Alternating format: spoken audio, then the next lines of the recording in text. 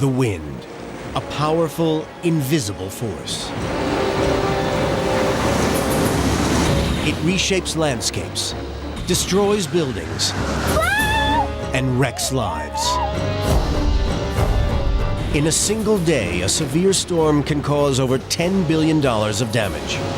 And when violent winds rip through a city, they can kill dozens of people and seriously injure hundreds. Naked Science looks at the deadliest winds on Earth. Within massive carpet-bombing hurricanes and violent surgical strike tornadoes, we meet the people who risk their lives to warn us of the storms. Major damage at the airport. I repeat, major damage at the airport. It's leveled the entire building. We discover just how fast a wind a person can take. No, there's another one in front of us. And join the scientists in the front line to discover the latest weapons in the battle against these deadly winds. We want to know, what can we do when angry skies strike?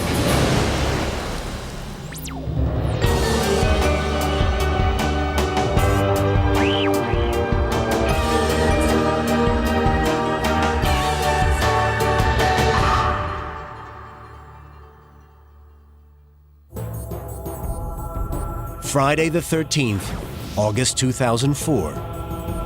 Hurricane Charlie is predicted to hit West Florida in 8 hours. Hundreds of thousands of people shutter up their windows, and 1.5 million leave the area. But one person heads in the wrong direction. Mike Tice is a professional storm chaser. He gets his highs from high winds. He's filmed many hurricanes and tornadoes, and he knows Charlie is going to be big. This is the storm he has waited for all his life. There's the eye. Tice took shelter near a gas station. The storm actually deepened very fast and became a Category 4 hurricane, and the winds were just unbelievable. Within 10 minutes, the gas station was no more. Tice had achieved his ambition. Charlie's winds reached speeds up to 145 miles per hour. That has to be the wildest thing I've ever went through in my life. Holy cow. I've been wanting to experience something like that firsthand since I was a little kid, and I finally did. Tice's footage is terrifying evidence of just how dangerous the wind can be. Hurricane Charlie left more than 25 people dead, made tens of thousands homeless, and caused up to $15 billion of damage. There is a simple law of weather. The faster the wind blows, the more dangerous it can be. The winds in Hurricane Charlie peaked at 145 miles per hour. But is this the worst the winds can get? One place to find out is here. The wind on Mount Washington in New Hampshire exceeds hurricane speeds on over 100 days a year. According to the Guinness Book of Records, this is the world's windiest place. The mountain's observatory is staffed by meteorologists year-round.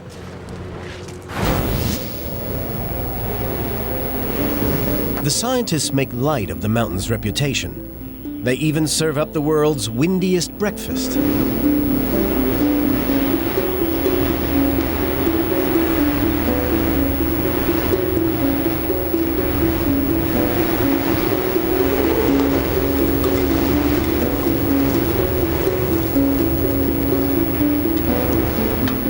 On this spring day, the wind reaches 35 miles per hour, only 1/4 the speed of Hurricane Charlie. But the winds here can get much, much stronger. Ken Rancourt is the Director of Research at Mount Washington Observatory. A big part of his job is measuring extremely fast winds. We go from the calm summer winds of 5 or 10 miles an hour to the winter winds of peak gusts of 180, 190 miles an hour. But Rancourt has a long way to go to match the wind speed measured back in 1934. One thing Mount Washington is known for is the world record wind. On a spring day, a few meteorologists alone in a hut on the summit recorded one of the great moments in weather science. An anemometer on the roof was linked to a sounding device inside the hut. At 1:21 p.m. on 12th, it went wild. The meteorologists on duty timed the clicks and calculated the wind speed. 1.75, 1.43, 1.42, 1.23.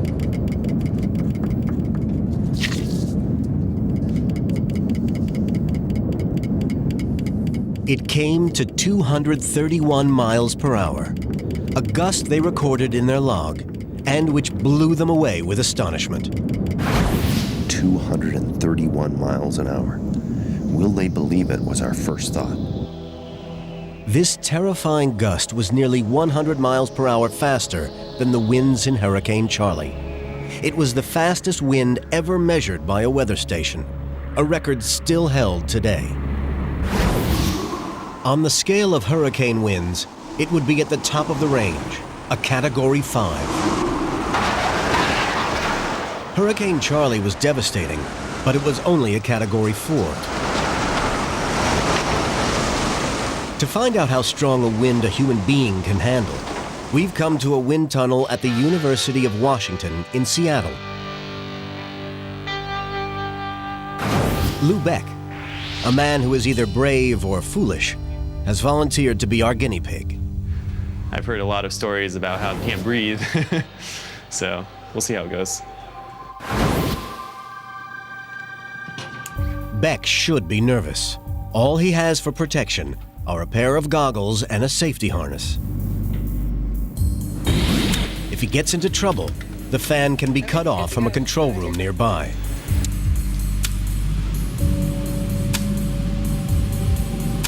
I suspect as the wind speed starts coming up higher, I'm going to be feeling a lot more force.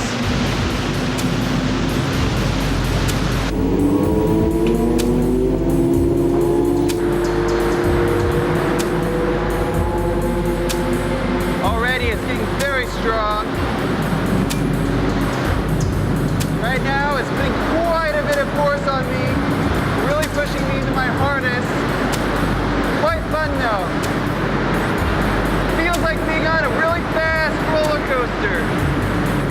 I feel like I am comfortable going a little bit faster.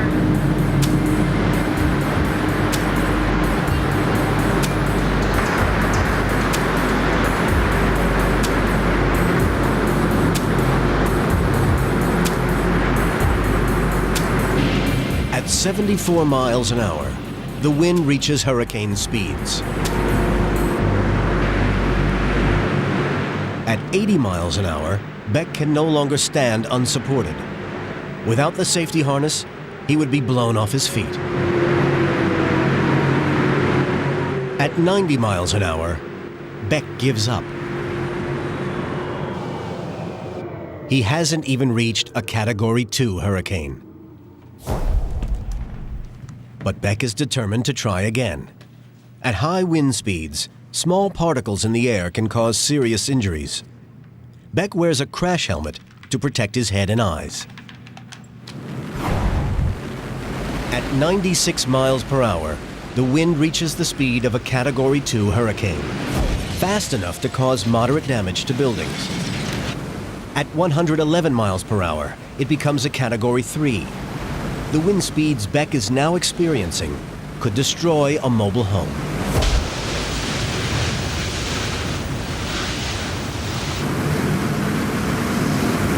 Giving them the signal to go up to 120. 120 miles per hour. This is the typical free fall speed of a skydiver. 131 miles an hour. Beck is now experiencing the force of a Category 4 hurricane. Woo! This is fast! This is really ripping! This is the wind speed of Hurricane Charlie.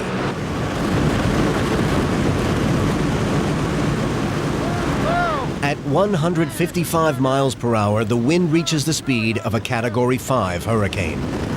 It's now fast enough to tear the roofs off houses and blow down most trees. Just keeping his position in this wind is taking all Beck's effort. Finally, the wind peaks at an astonishing 161 miles per hour. The pounding on his body is exhausting. Unable to take any more, he cuts the fan. The result of our test shows that you could survive a Category 5 hurricane as long as you wore protective clothing, were tethered by a safety harness, and weren't hit by flying debris. In nature, wind is a far more terrifying force. It is at its most frightening when it strikes in the form of a tornado. Oh my God! Did you see that? Twisters are deadly, unpredictable, missile-firing monsters. In our quest to discover what we can do to save ourselves when they descend from the angry skies, Naked Science needs to know what sort of early warning we have when twisters strike. Herb, we gotta go! Next on Naked Science, multiple tornado strikes. Oh yeah, classic tornado in progress again. And storm chasers running for their lives. Oh, there's another one in front of us. Another tornado right here in our arena. The wind is an invisible enemy. It destroys buildings, flattens cities, and takes lives. So far on Naked Science, we have looked at hurricanes, giant storms that, like slow-moving carpet bombers, devastate vast areas of land. But there is a wind that wreaks its destruction in a tightly focused surgical strike. Tornado winds are so violent that they destroy all normal measuring equipment. How fast they blow baffled scientists for years. To find out, they have had to resort to some extreme measures. In 1842, Elias Loomis, a professor at Western Reserve College in Ohio, noticed that chickens caught in tornadoes had their feathers plucked out by the wind. This spurred him into devising an experiment to find the wind speed that caused this. He decided to recreate the conditions of a tornado using a cannon. His idea was to fire a chicken into the air fast enough to remove its feathers. Simple ballistics would then allow him to calculate its speed.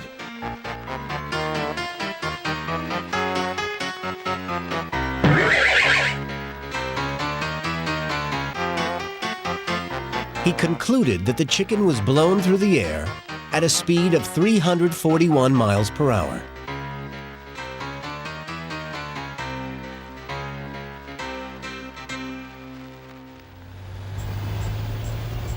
To find out just how fast winds and tornadoes really are, Naked Science traveled to Norman in Oklahoma. In May, research vehicles gather here, ready for the tornado season. We join up with one of the United States' leading weather researchers, Professor Josh Werman. He hopes the data he and his team collect will improve the forecasting of tornadoes. By understanding the tornadoes better, we can lead to better forecasts. And if the forecast can be made just 5 or 10 minutes better, people have more time to get to shelter. Werman uses Doppler radar to measure the speed of the winds inside tornadoes. Today, a storm is forecast 150 miles north of here in southern Kansas. So, can Werman find us a twister and measure just how fast tornado winds really blow? Herb, can we go?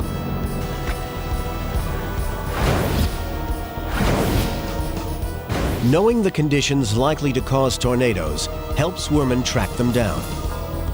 When warm, moist air exists under much cooler air, thunderstorms can form. If they form below strong winds near the jet stream, they can start to spin and are called supercells. When conditions are right, these supercells can create tornadoes.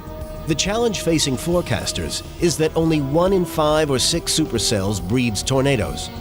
Which ones do depends on the amounts of moisture, instability, lift, and wind shear in the atmosphere. Werman and his team are now 30 miles away from the developing storm. To get detailed information of the wind speeds inside a supercell and the tornadoes it spawns, Werman has to get in close, typically within a few miles of the tornado. The team uses 2 trucks, which, like a pair of eyes, enable them to study the storm in 3 dimensions. Just to the west of Attica, southern Kansas, the skies darken. The storm has already produced a tornado. There it is. Down 2, down 3. Ooh, look at it. It's a beautiful rope. Oh, look now. The 2 trucks race to get ahead of the tornado to set up and take readings. This one is small, an F0. Tornadoes are rated by the amount of damage they cause. At the bottom of the scale, an F0 will damage signs and trees. Toward the middle of the scale, an F2 tornado will tear roofs off houses. Near the top of the scale, an F4 tornado is devastating. It will level a well-constructed house. At the top of the scale is an F5. It can sweep away a building and hurl cars through the air. Just as Werman and the team draw alongside their tornado, it starts to die. What? The radar indicates that another tornado is forming. Boy, this storm has everything. Storm chasing is a game of cat and mouse. We're pointing. Let's pull off. Pull off here. Right in front of that car. There, right? Yes, and figure we're going to do Doppler to the north side. The Doppler radar sends out radio waves, which reflect off drops of rain and other debris in the tornado. By measuring the timing of the reflected waves, the computer calculates the wind speed. Seen here at 8 times normal speed, the research camera captures the awesome sight of the tornado developing.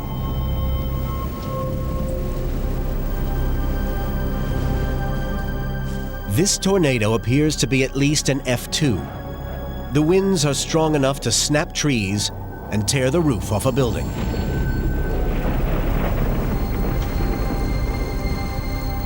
See it? See the debris?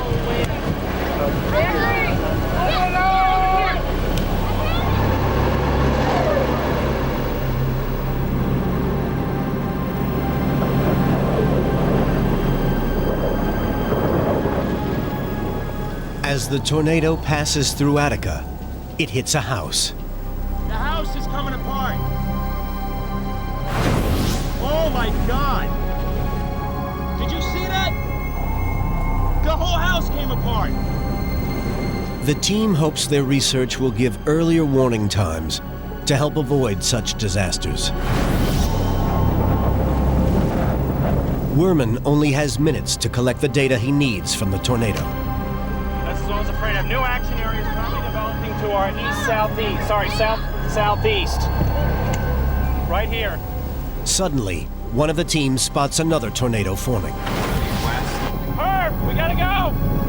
The race is on to get the trucks into position to survey the new storm. To our east-southeast. All right, let's just keep an eye out there. Make sure down to has gotten their lap laundry done. I haven't gotten it. Go. Okay.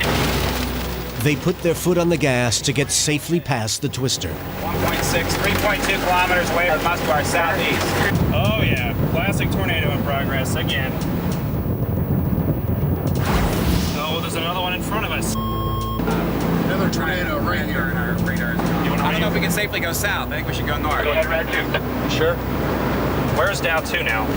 Wow, that is really close. Oh my God. Even though they are racing to avoid the twister, they still want to collect their data. Okay, that one has a wind of approximately 60 meters per second. Ground relative? That's 134 miles per hour. Werman stops the truck to start recording data. Immediately to our south, yeah. We're watching this big dusty one die off here. The next tornado action can be right out here off to our east. Right now we're just scanning back. No, he's changed the scan. He's going back east. Gotta get in! This supercell thunderstorm is now spawning tornadoes at the rate of roughly 1 every 15 minutes. You look down here, the tornado's just crossing the road right now, just on the other side of the road.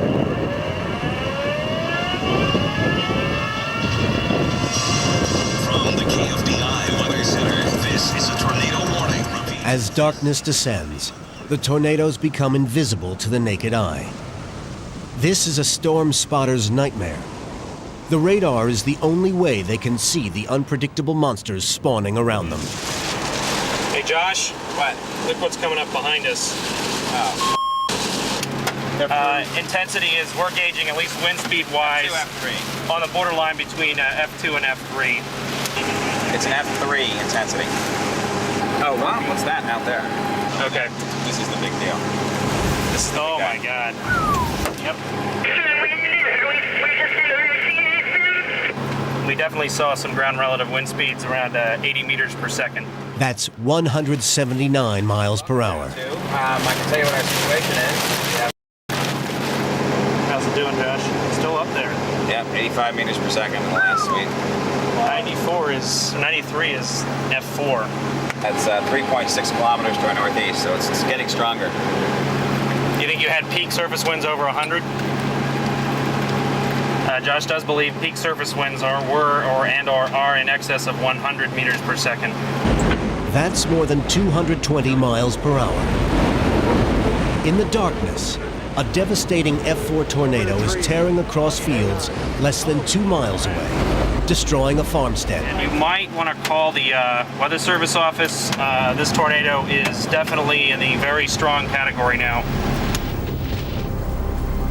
City's office. It's time to get out of the area, fast. The tornado is causing damage, but luckily no one has been killed. At midnight, the team rendezvous in a coffee shop. The supercell storms today produced about a dozen tornadoes, some of them with extremely violent winds. One of the tornadoes had winds well over 200 miles an hour. It was a F4 strength tornado at least. Werman's team recorded winds today of around 221 miles per hour. But this is well short of his record. A few years earlier, he logged the fastest tornado winds ever recorded. On May 3rd, 1999, a giant storm descended on Oklahoma City. We measured wind speeds as high as 301 miles an hour. The 301 miles an hour represents the highest that's ever been measured, and clearly a devastating wind speed for any kind of normal home structure. Some 60 tornadoes were recorded in Oklahoma that day. The winds killed over 35 people, and the damage was estimated at over $1 billion. Next up on Naked Science, we meet the people in the front line of tornado defense and see what happens when an F5 twister strikes a major city. I had total devastation. So far on Naked Science, we've seen that tornado winds can reach speeds of over 300 miles per hour. Most twisters hit the countryside. There's so much of it. But just occasionally, one strikes a major city. When that happens, we want to know, what is our front line of defense to keep people out of harm's way? Oklahoma, May 3rd, 1999. Before the day is out, some 60 tornadoes hit the state, killing over 35 people. Jeff Petrowski is a highly regarded storm chaser. He witnessed the first tornado touchdown. There it is. Everything was very fast that day. It started rotating, and I called the first rotation in just north of Lawton. Within about 30 seconds later, they had a tornado warning out, and within about another minute, it started producing a tornado. Eastern, just north of northwest 12. It's coming through another subdivision. In the Oklahoma outbreak, Petrowski played a vital role in saving lives. I'm a ham radio operator, so I was in constant communication with the Norman Weather Service. Petrowski's call was picked up by the weather office in Norman. They issued a tornado warning to the media and the public. Once you get that warning, it's critical that you act very quickly because you may only have minutes or sometimes even seconds before the tornado strikes. The Weather Service quickly relayed the warning to local television stations. The media then warned the public in the path of the tornado. The red light. At Oklahoma City's Channel 9, meteorologist Gary England was shocked by the power of the storm. Tornado, get below ground. Each time it cycled, so to speak, it produced a larger tornado and a stronger tornado. Oh my God. Stovepipe. As the tornado plowed toward Oklahoma City, Petrowski risked his life to track it. He continued to radio its position to the Weather Service. Major damage at the airport. I repeat, major damage at the airport. It's leveled the entire building. And only spotters can tell us absolutely 100% for sure that we have a tornado occurring. Intersection, quarter-mile wide. It is doing major damage to my southwest. I had the ham radio talking to Norman National Weather Service in constant communication of almost a play-by-play of what intersection, what town was next, who was in the path, and what I was witnessing as the tornado was evolving. At 29th and Center, I have total devastation. Crossing Eastern right now. Stand by. Petrowski followed the tornado into the town of Moore. He was now experiencing what seemed like the end of the world. The ground was vibrating. My van was literally shaking. I could feel the vibration in my body. I rolled down the window. Everything on that block was gone. There was factories, buildings, trees. It was an industrial park area, and as I looked north on that road, everything was gone. Hello? Can you hear me? The next day, the residents of Oklahoma City were left to pick up the pieces. The tornado had torn a 19-mile path of destruction through the area. Chris, does he live in a house around here? Right here. Right here, okay. I don't know if they were home or not. Okay.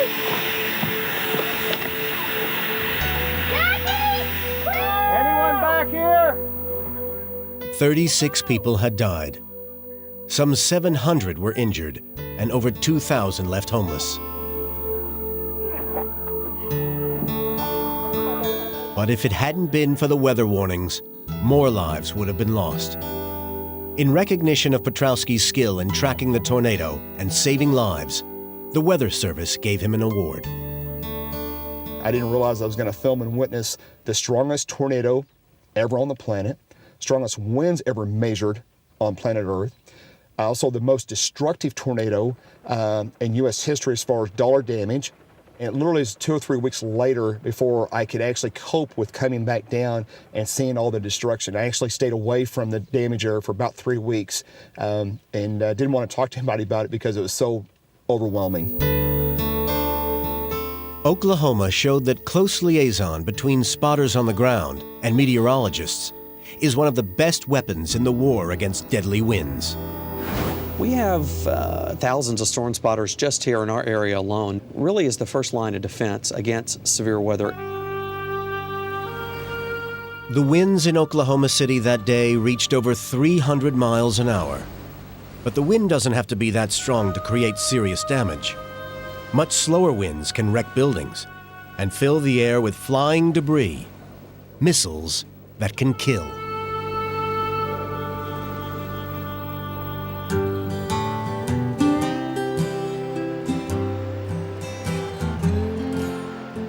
In Lubbock at Texas Tech University, researchers have brought in a C-130 Hercules to act as an outdoor wind machine. They want to see how fast the wind has to be before it damages this building. At 70 miles per hour, shingles start flying off. At 100 miles per hour, part of the roof blows away. Now damaged, the house feeds the wind with a steady supply of flying objects. Once in the air, the wind turns this debris into life-threatening projectiles. When a tornado hits a populated area, flying missiles cause most of the casualties. Oh, God, there's 3 babies. Next up on Naked Science, we put you at the center of the maelstrom. We see what happens when missiles bombard a house. And meet a woman who was hit by one and lived to tell the story.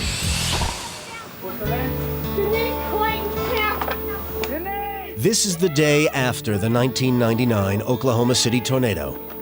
People scour the ruins for survivors, their task made more difficult by the acres of debris that cover the ground. When a big tornado strikes, it shoots out debris at such high speeds that even people who take refuge in their homes can be in mortal danger. So how strong does a house have to be to withstand a tornado? If Godzilla owned a BB gun, it would look like this. A 30-gallon tank of compressed air that can fire anything from bricks to steel posts at up to 100 miles an hour. At Texas Tech Wind Research Facility in Lubbock, a group of researchers test house walls to see how well they stand up to flying debris. They're testing what happens in winds you'll find in F3 to F5 tornadoes. Chad Morris is the Associate Director of the Wind Science and Engineering Research Center. He's crusading for stronger walls to protect people from the debris thrown by tornadoes. At 250 miles per hour, those winds will move a piece of 15-pound debris at about 100 miles per hour. So we're launching the debris here today, or the missiles, at 100 miles per hour. First up is a wall found in many U.S. homes. This particular target is a vinyl-cladded wall section where we have vinyl sheathing, an inner layer of OSB on a 2x4 stud system. Today's test missile is a regular plank of 2x4, a common projectile in tornadoes. Clear. 3, 2, 1. Over 5 million people live in houses built of this type of material. In a strong tornado, this wall might as well not be there. Next up is a wall found in nearly 8 million homes. We have an exterior layer of brick veneer, followed by an interior layer of sheathing, attached to a 2x4 stud wall system. 2, 1. Although this wall slows down the missile, you could still end up in the hospital.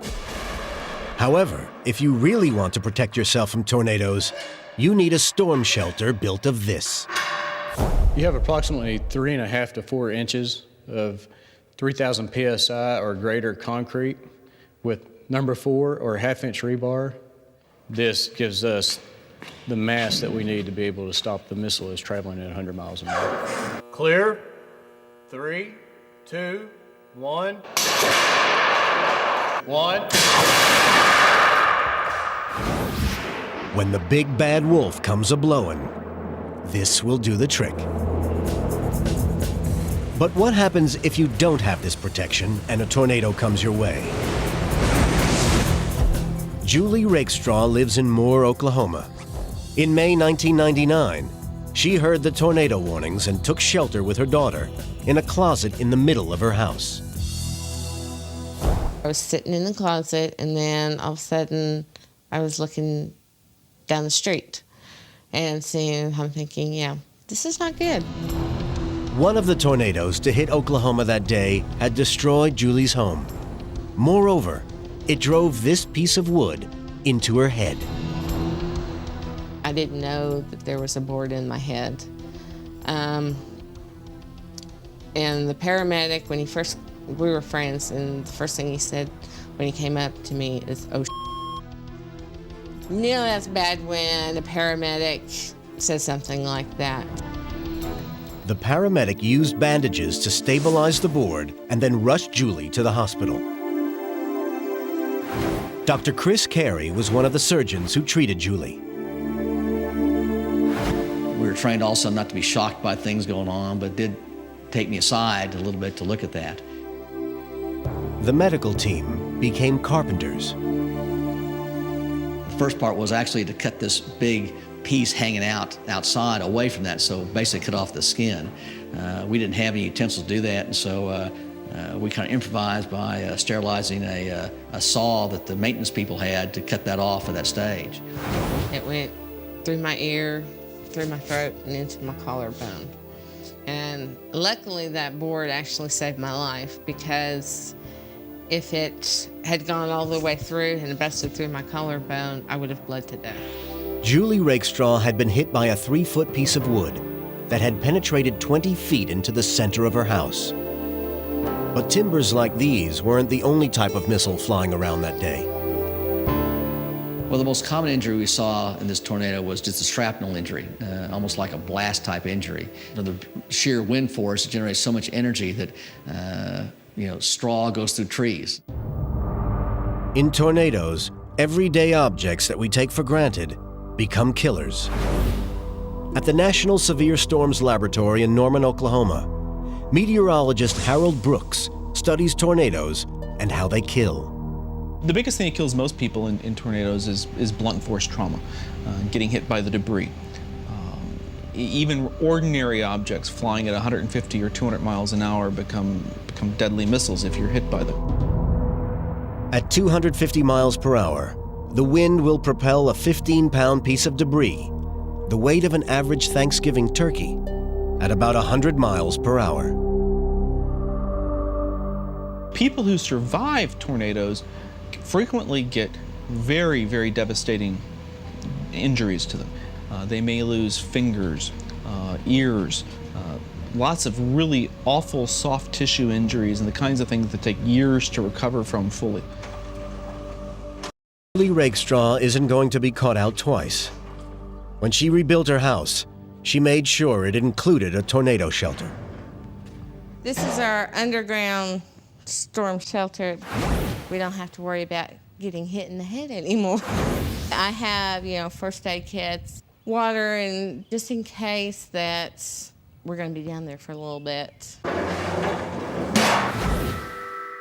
Storm shelters probably save the lives of hundreds of people each year, but many people don't have them. Tornadoes kill about 3 times as many people as hurricanes. This is the nation's most deadly wind.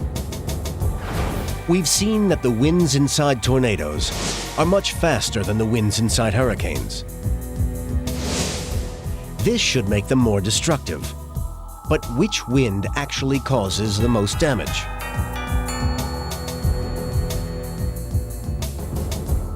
When tornadoes hit cities, the damage they do is phenomenal.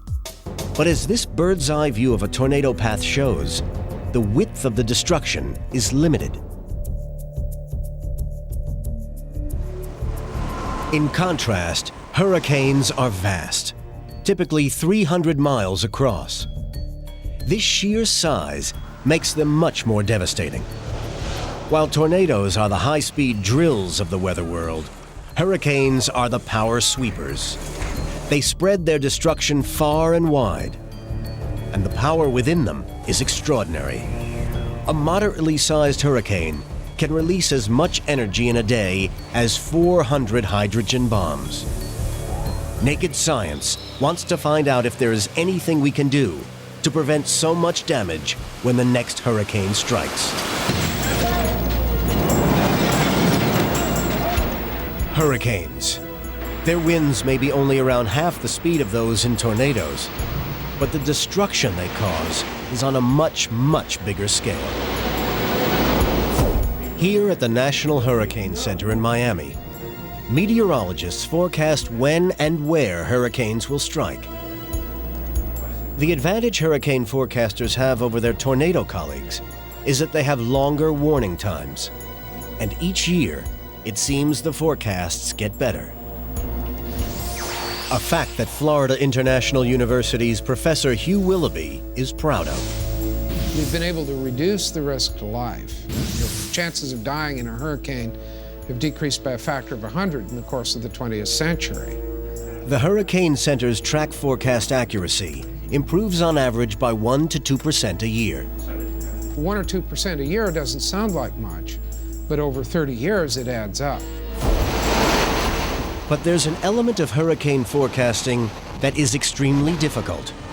Predicting just how strong a hurricane will be when it hits land. This sand is hitting us so hard. The most destructive hurricane of recent years occurred in 1992. On Sunday, August 16th, satellite pictures showed a tropical depression forming in the eastern Atlantic. By the time the disturbance reached Florida, it had grown into a powerful storm and had been given a name: Andrew.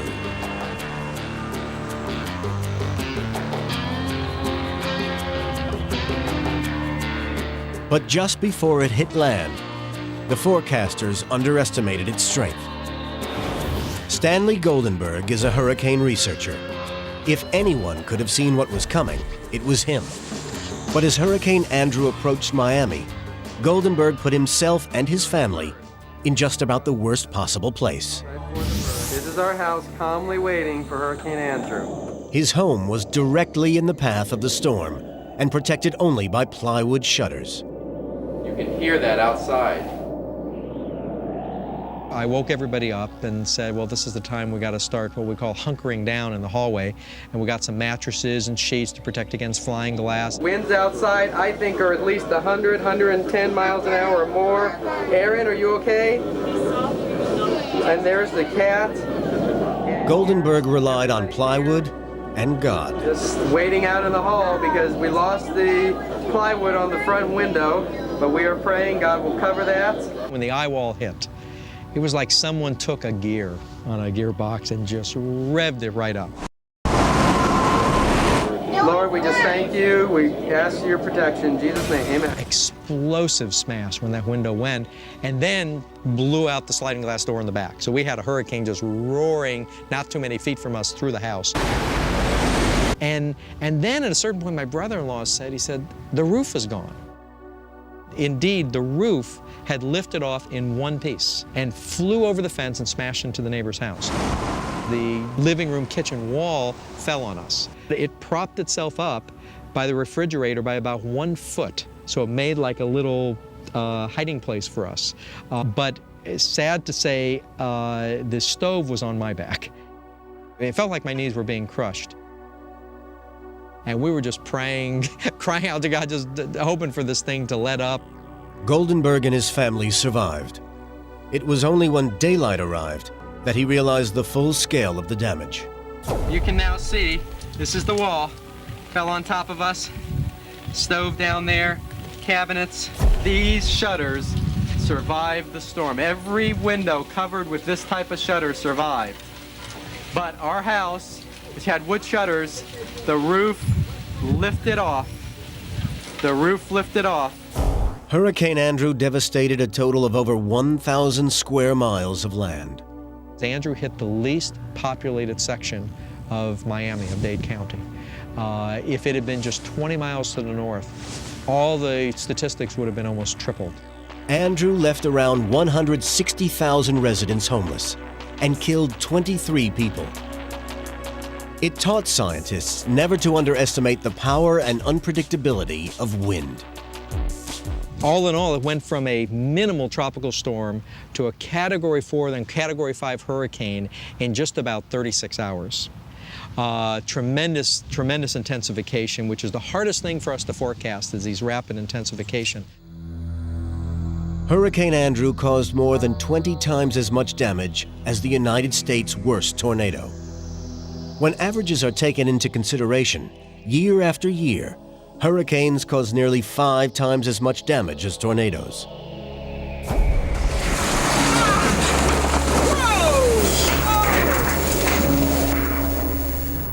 But do hurricanes have to cause so much devastation? Is there any way we can prevent the wind being so destructive? We know that the damage caused by a hurricane goes up dramatically with wind speed. In some conditions, reducing the wind speed by just 10% can reduce the damage by a quarter. The powerhouse of hurricanes is the moisture within them. As water vapor condenses, it releases enormous quantities of heat that helps to drive the storm. Remove some of the moisture, and in theory, you weaken the storm. That's exactly what scientists tried to do in the 1960s. Project Storm Fury assembles a team of highly trained scientists and technicians. In 1961, the U.S. government funded Project Storm Fury. The plan was to seed hurricane clouds with silver iodide particles. These would convert supercooled water in the clouds into rain and cause the eye wall, the part of the hurricane with the fastest winds, to break down.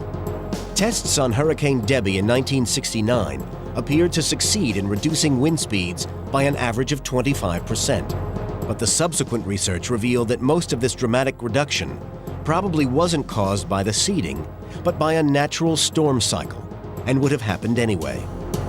After more than 2 decades, Project Storm Fury was finally abandoned. In Palm Beach, Florida, businessman Peter Cordani believes he can succeed where Storm Fury failed. He has created an absorbent powder that he says will one day reduce the power of hurricanes. It's a polymer-based product. It has the capability to absorb 2,000 times its own weight instantly. So you'll see when I dump it in the water here, it will absorb all that moisture instantly. Just a little bit. You can see how it's absorbing it right now. So our whole theory is if we could absorb the moisture, it will take the devastating punch out of the storm. In 2001, Peter Cordani's team tested the powder on a storm cloud. This thing was building, it was abrupt, and it was perfect for our test. And we released the load on it. It absorbed all the moisture and dropped that storm out of the atmosphere instantly and forced it to the ocean. It was like magic. It was on the radar, it was gone off the radar. Independent observers confirmed that the cloud disappeared.